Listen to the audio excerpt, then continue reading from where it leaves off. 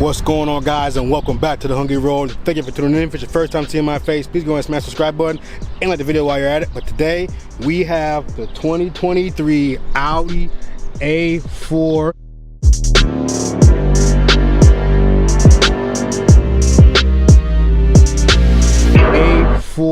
Now this is going to be in ibis white. We'll go over the colors later on here. But funny story with this car here. So I had a Chrysler 300. I'm still here in Cleveland. I had a Chrysler 300 and I was able to get the sunroof open with a few taps, but then like I couldn't close it, so I had to stay at the hotel, leave the sunroof open all night, and then the next day I'm like, nah, it won't close, and there was big dark clouds coming. So I took the car back to National at the airport, whatever.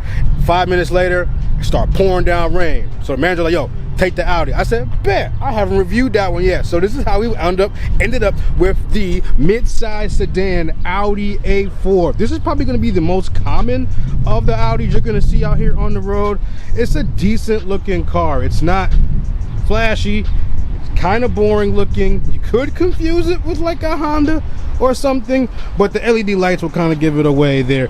But yeah, it's the most common one. Again, the mid-size. So as you know, they go A3, A4, A5, A6, A7, and there's also A8. Then there's the R8. Then they have all the truck versions of them as well. But we're not going to talk about any of those today. We're going to talk about this guy right here. It does come in two other renditions. So you get the A4 here, then you can get the S4, which is like the sportier version of this car.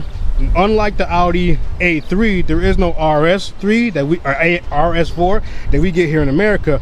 We get the all-road, which is like a station wagon. So if you can imagine like a little station wagon portion over there.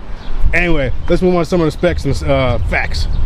So Audi's trims are a little different. You can almost act like the S4 and the all-road are kind of like trims, but they're like completely different models of car. It's very strange. I don't know if it's a German thing. No, I'm not gonna go ahead and let me say that. Anyway, but yeah, so you can get your car in one of three different trims, sort of packages. There's Premium, Premium Plus, and Prestige. Now with each of these packages, you get like more options, more features. This one here is gonna be a Premium Plus package. You do get the sunroof. You do get these bigger wheels, the 18-inch wheels compared to the 17-inch wheels. Also, you have the option, two engine options. So there's the 40 TFSI, which is the standard, same engine as the A3. 2-liter turbocharged 4-cylinder, make about 201 horsepower, 236 pound-feet of torque. Then there's the 45 TFSI. And that one's gonna be a little bigger. It's not a bigger engine. It's just a tune in the car. So they computerize and do stuff. So you're gonna get 267 horsepower and 276 pound-feet of torque. So you get a lot more oomph, and this car also has that bigger engine. It's not a bigger engine at all. But the strange thing is, when you get the 45 TFSI package, no matter which Premium Plus, Prestige, you also can get better wheels and better colors. So now let's go over the colors real quick here. This is done really strangely. So the free color, you're looking at an ibis white, but all these other colors are $595 extra. Chronos gray metallic, Tango red metallic, District green metallic, Glacier white metallic, Mythos black metallic, Nirvana blue metallic, and Daytona gray pearl effect. Alright, whatever. That red and the blue are calling my name. Because it's funny, because if you go look at the 40 TFSI package, the brighter colors, the reds and blues, they're not there. It's all grays and dark greens and nastiness. Wow, looking at the engine, I noticed something that's really strange. I mean, to me, we have a giant alternator. I don't know if I've seen one that big before. And are there supposed to be belts here? I don't know. I'm not an engineer. But look, the transmission is right there. It's right at the front. It's almost in front of the wheels. The wheels are here and the transmission is like right there. That's pretty crazy to me.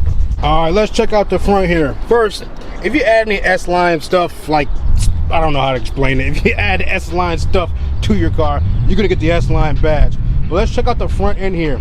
Very Audi-esque, very beautiful. I like it. Very like clean and crisp, but a little bit of aggression mixed in there.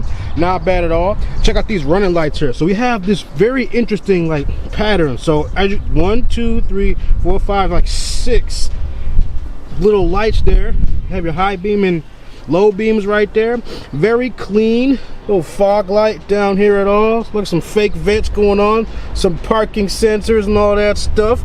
We do have the camera system in here. You can see the front camera right there. We'll go over that later. We do have this little pin panel right here, hides all your radars and stuff. This does have adaptive cruise control, but it's a nice clean looking interior. Sorry, not interior, this is the front end. And your running light also doubles as your turning signal. So when you do put the turn signal on, the light will actually turn all the way off, and this one will stay on and that'll blink or whatever. I'm sure you've seen it before. All right, let's check out the rear of the Audi A4. Again, very nice, very clean, not too busy back here. I do like these though. These are just look the same as the front. These look like the A8 tail lights a little bit. So we do have how many? 1, 2, 3, 4, 5, 6, 7, and 8 makes this one here, wraps around. But that is your running light right there. And we do have the turn signal. Notice the turn signal. This piece lights up at the same time as the LEDs slide across. This is a US homologation type thing, because the government's like, if this little bulb lights up first, it's not enough light to let someone know this signal's on. So in the US, we have to have this piece light up with it. Go to Europe. I mean, I've been to Europe. Only this piece does the blinking. This just stays off. So that's one thing about the US cars. But again, not a bad back end right here. Parking sensors. Nice use of the chrome down there on the bottom. Nothing going on here in the exhaust pipes. Just fairly simple. Nothing crazy. Very simple, clean car. And we got a nice little, what is this? Little knife edge right there. That's interesting. All right, Audi, I see you're getting a little daring, a little bold right here. This, yep, okay. Premium fuel, of course. You know how we do here. All right, so these are the keys to the 2023 Audi A4. These look very familiar to the A5 I reviewed a couple years ago. We'd have your trunk button right in the middle, unlock and lock button. Nothing crazy. It does look like there's room for more stuff on the bottom, but whatever. Like most cars, keep the key in your pocket, roll up to the door, put your hand inside the door handle, just like this. Here to unlock, pull it out. Now, I'm not sure if I like the way the handle kind of like flaps out like that. Not a big fan of that, but put it back. See that little square right there? Boom, that locks the car. Let's go ahead and take a look inside. All right, let's take a look at the interior here. Very simple interior, nothing crazy. I do like the pattern on the seat, very straightforward pattern. You can get your interior in one of 5 colors. There's gonna be a black, which is what you see right here. There's also a gray, there's a brown, there's a beige, that's like the ugliest thing. Then there's like a special black where you'll get the insignia right here, the S-line insignia, that same logo that shows up right here. You'll get that on the seat in the headrest right there. But let's hop inside the car, check it out. Put your foot on the brake. Pedals looks pretty standard. Love the digital cockpit right there. That is so cool.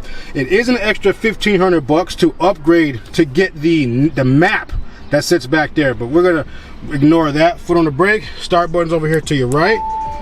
Car fires up. Let's go ahead and turn those lights off, shut the door, and the mirrors unfold. All right, pretty cool. So right now, let's go over something while I have it in my head. So this driver screen right here is super configurable. It's crazy. So I have these buttons right here. I can change left and right. It'll scroll over the top here and kind of point me in a direction of what I want to look at. Down here we have a way of changing what's on the screen. So I'm going to scroll down. You can see my consumption, different memory, energy consumer, you know, all that kind of stuff right there. But we're not done. We're going to press view. It's going to change it again. This is going to give me like more of there's only 2 views. There's that one and we just left. So we go back to this one here. This is like it's the dynamic view. So I'm going to go back over here and hit the settings button, and then we're going to scroll over to display and brightness and Audi virtual cockpit. So right now I have it set for S performance. So that's kind of how you see, you know, the gauge setup right there. Usually it comes in classic, which I'm totally fine with. Yes, I want to change it. Am I distracted driver? Fine. Now we have a classic tachometer on the left, speedometer on the right. Let's go through the view again, click that button, and now we get this sort of view right here. You can also change what's in that top corner right there, and let's go back over here and put it in dynamic. Yep, we're gonna change it. Just Gonna distract the driver, of course. Boom. So now back to view.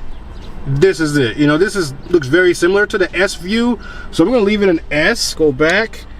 Yep, we're gonna change it and then configure. So now I configure my additional display is gonna be the driving modes. Sorry, see, so it kind of tells you on the right, the additional display is gonna be the guy over there on the right side when you're in driving mode. That's like, it'll be over there somewhere. But in infotainment mode, it's this guy here on the left.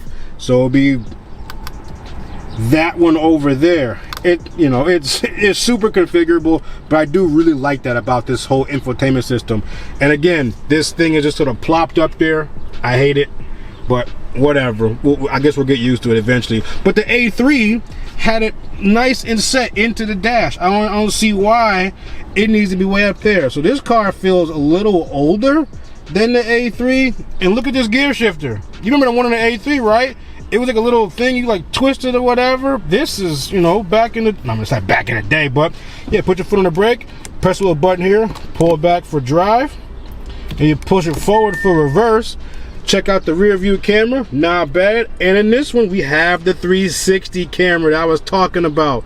So it is just the coolest thing. Let's go ahead and drive forward here. And you kind of just see the lines. The cameras are pointing down. Now we can line this car up perfectly, put it in reverse, and just follow the lines in. This is so cool. It is super helpful when it comes to parallel parking in, like, you know, big cities or whatever. And it makes you get right in the lines. Boom. And you press the P right here, puts the car in park for you. Let's go to the rest of the interior real quick. We do have your memory settings for your driver. Windows, all four are automatic, but cup holder, trunk button. We do have the upgraded, can we see it here? I can't really see it. It should say Bang & oh, let's go over here. That one says it. Bang & Olufsen sound system. This thing sounds real nice. Speaker here, speaker here, speaker here, speaker there. I mean, there's speakers every speaker over there. They're everywhere. Rear view mirror is nice and chill. We do have a sunroof. As you can see, controlled right here very, very easily. I love the simple steering wheel. There's not a whole lot going on with it. I can see right through it. I can see here, here, and here. I have very little buttons on the left side and very little on the right side, and that's kind of how I prefer it. We do have paddles for manual mode, downshift and upshift on here, over here. Turn signals on the left. We have your wipers on the right. Cruise controls down here on the bottom. Got a little fuse holder or whatever, coin holder right here. No big deal. Two cup holders right here. Just got a little storage cubby right there. Parking brake right here. Whatever this is for. Ain't no phone gonna fit in there. And we do have wireless charging right here in the middle. Not bad. And we do have more storage back there. And again, we have the legendary Audi thing where you can lift it up and you keep changing and you can armrest. I love it. It's really, really, really cool. But here's your climate control right here in the center below the big screen. Heated seats are right there. You can get cooled seats. You have to option that up. But this is tri-zone climate, so you kind of hold your finger and you see it kind of responds just by touching the metal pad there. So 3-zone right there. Set your rear up. Right passenger, left passenger, your AC button, no big deal. Recirc, and again, cool seat for the passenger over there. Below we have our drive mode. So you know the Audi drive modes. We have dynamic, individual, auto, and comfort. I kind of like how dynamic shows like the racetrack right there, and if you go up to comfort, it shows kind of like a bumpier road. It's a cute attention to detail. And going back down here, we do have the auto stop start, traction control. Not sure what that is. This is your parking sensors where they start beeping if there's snow on or something. And we know that is the auto park button we just saw in the Audi A3. And I'm not sure what these other two buttons are going to be, but whatever. So I didn't get in the back seat of the A3 because I thought it was very futile. It didn't matter. But here I'm in the A4, plenty of headroom. I'm 5'9", 265 pounds. I have knee room, and there's also cutouts in the back seat, you know, or in the back of the seat, so that your legs, your knees can go in there. No big deal. We do have our tri-zone climate control right there. We do have outlets down below right there. It only will charge your phone. You know, storage pockets on the back of each seat. No big deal. Nice looking door over there. I mean, yeah, there's nothing crazy back here. Let's check out the armrest. Let's see here. Let's fold this down. You gotta click the button. All right, down. Now this says cup holder. Do I gotta? No, this is just. What do you put? CDs in there? This is flat. All right, how do we help me figure this out? How do we do this? I press a button here. Oh, I feel it. Pull it out. What do we? How do you figure this out? This is it? Lift? I don't know. This is crazy. This is German engineering at its finest. Oh, you just flip them out. You just flip them out. Who knew? Who knew? This is so over-engineered. This is crazy. Look at yeah, so much support for your cups. That's crazy. And fold them back in. Fold it back up. All right. Just like in the A3, you do have multiple coat hooks. There's one right there. OS word handle right there. We do have our reading lights back here. No big deal. But yes, very nice, supple, soft leather. Why is it looking all wrinkled and stuff over there? That's very interesting. I wonder what's causing that. This is a rental. Who knows what's happening here? But yes, check that interior out. Like in the A3, this does look a bit driver focused, but not as driver focused as the A3. Like the screen was embedded in there and it was definitely turned a little further toward the driver. But this is cool. It's a nice, chill interior. It's not over the top or anything like that. I would love some two-tone options, but maybe it was available on the S model. But yeah, not a bad interior at all. Oh, I forgot to go over the trunk. So there's the trunk button. There is a trunk button over here. Open the door up real quick. There's a trunk button right there. Let's go back over here. There was a trunk button that was on the key. You saw that one, but there's also a handle right here. So you squeeze it, opens the trunk up for you all the way. This is a manual trunk. It'll open all the way for you, but it won't close. We do have two nice sort of handles. You can kind of pull down here or here, no big deal. Yeah, decent trunk space. Got my toolkit in there. It goes way back up in there. Cargo net. Nothing crazy. Little 12-volt outlet back up in there for whatever you need. But yeah, this is like what do I call this? Actually, I'm gonna put in my final thoughts. All right, we're driving the 2023 Audi A4. Nothing crazy. One thing I do want to notice, or I did notice immediately, was the steering. The steering feels so, I don't know how to express it. It's very precise, but it's very light and very easy at the same time. It's not floaty or anything like that, like a big Cadillac or something like that, but it's just precise. I don't know how to express it. You know, I change lanes efficiently, I go around corners efficiently. The all-wheel drive system in this car feels really tight and planted to the ground. Again, I've never driven like a supercar or sports car, anything like that, but I'm only going off my own experiences. But sitting in here, the materials are really nice. I love the leather feel. This little, I don't know if it's real wood or fake wood right here on the door. A little bit on the dash, kind of wraps around on the side. It just feels good. It feels professional, if I can use that word. Not necessarily luxurious, because this is the A4. It's like the step above the baby out of the A3. And yeah, it's like, I would also consider it like a starter Audi. You know, I wanted something bigger than the A3, so I got the A4 instead. But again, you know, you can get the S4, the RS, there's no RS, the all-road wagon version of the A4. All right, we got a little bit of a highway entrance right here. We're the first one at the light. So hopefully when the light turns green, I can get out here, we can punch it and see how this car feels, you know, highway speeds. All right, we got action. I do have the car in dynamic mode already. We have a nice clear lane. Let's punch it. That's got some punch. That was 60 right there. I was already going maybe 20 miles an hour though. But yes, that 262 horsepower four-cylinder, not bad. Now, I don't know the weight of this car. I'm assuming if the A3 was like 3,500, this might be 37, 3,800. Again, plenty of power for this size car, this size vehicle. But again, you can get upper echelon versions. You can get the S4. You can get there is no RS4. I keep forgetting about that. But the S4 is going to have more power, more of that stability, better suspension, everything. But we're not talking, while I keep mentioning the S4, we're not talking about the S4. But yes, while sitting in here, the materials are very nice. Leather everywhere. I love the wood right here on the door. Kind of wraps around the dash, goes to the other door.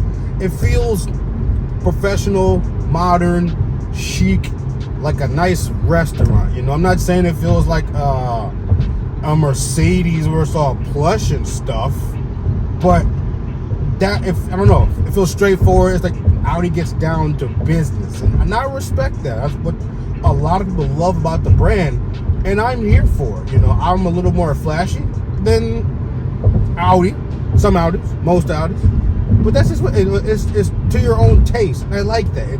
Audi's very toned down, all about their business, and I get that. If you look over here, over my left, well, not my left shoulder, but that is the Audi blind spot detection system. Again, like most of the Audis, it sits either in the A-pillar or inside of the mirror instead of in the glass out there. The thing in the mirror could be a distraction to the drivers, or Audi just want to be different, and I respect that. So after driving an Audi A4, I believe I have driven all the competitor cars in that German sector. The Audi A4 is equivalent to the BMW 3 Series, is equivalent to the Mercedes C Series. I've driven like the base models of all three of those. And I think if I had to choose one of those, of course, I would go off the looks of the Mercedes C-Class Coupe. But for the driving experience, I actually prefer the BMW 3 Series.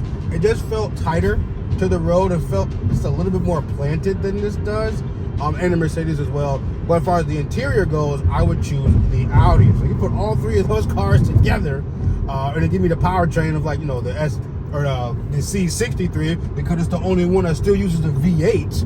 You know, the M3 and the S4 here, they don't use V8s anymore. They're like 6s and turbos and all that stuff. Give me that raw, muscly power of the C63 AMG in a coupe. I hope to get one of those someday, because I love those cars. But yeah, I think that's all I gotta say about the driving portion. It's very straightforward. There's not much more going on here. Blind spot. I mean, I've gone over everything else. Let's go to the outro. This car starts about $40,300. As this one sits, after you get the bigger wheels and the tuned engine and a few other options, it's $48,300. Now, that's a lot of money for a mid-size sedan with only 262 horsepower.